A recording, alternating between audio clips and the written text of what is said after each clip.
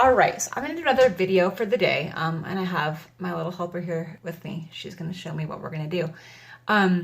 So we're gonna do playing in sugar. You could use sugar, you could use flour, you could go out in the yard and use dirt, which I think is really great. It's just raining right now, so that really won't work here. But any sort of pudding, shaving cream, sugar's kind of what I had on hand. It was quick, it's cheap. So I just put some sugar in the cookie sheet. And I'm gonna have Daphne over here write some things, and I'm gonna show you what she does. So she's going to write some words, some shapes. And then for those kiddos who are really sensitive to touch and maybe don't want or like the feel of dirt and sand and shaving cream and all those things, I'll show you another option and why I like this option. Why I like actually using the sugar or shaving cream, whatever, any sort of object that you can run your fingers through and leave a mark, is that it gives resistance. It's not a lot of resistance, but it's a little resistance that your body can feel. And it just kind of helps ingrain those things into your brain. So Daph here is going to write for me. So Daph, I want you to draw with your finger, make a circle for me.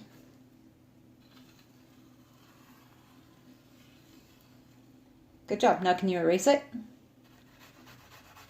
Good job. Another way we can erase it is Daph use two hands and just give it a little shake. There you go. So now she's using two hands to do something, which is another great exercise. Daph, can you grab one of your sight words over there? All right, so we're gonna put that sight word down, and I want you to spell that word in the sugar and say the letters while you're writing them. W R. Yeah, go ahead and erase it, that's fine. Good job. Try starting over on the edge. There you go. W E R E.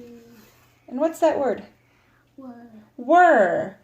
So, Daphne got so many things through that. She had the feel of her on her fingers, of going through that and moving that sugar around.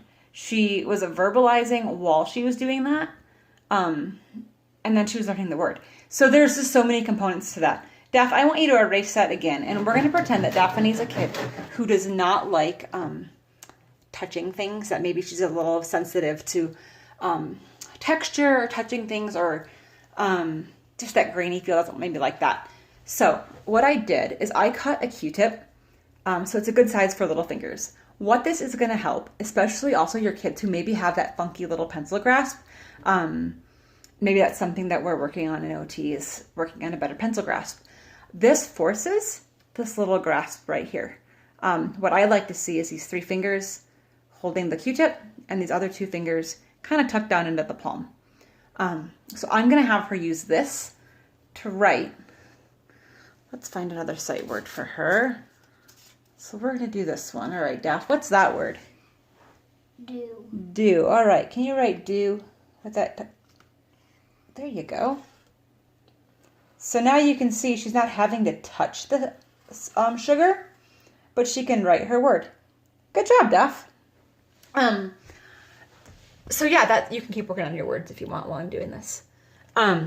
So that's just one activity. You can do math, you can draw, they can kind of do whatever they want in there. And I definitely have seen kids who maybe are a little sensitive to touch. If you give them that manipulative, like that, what's that, Q-tip, or, you could use like a little dice or a little marble, something that they can put through there that their hands might accidentally touch it. And they just kind of realize it's not so bad.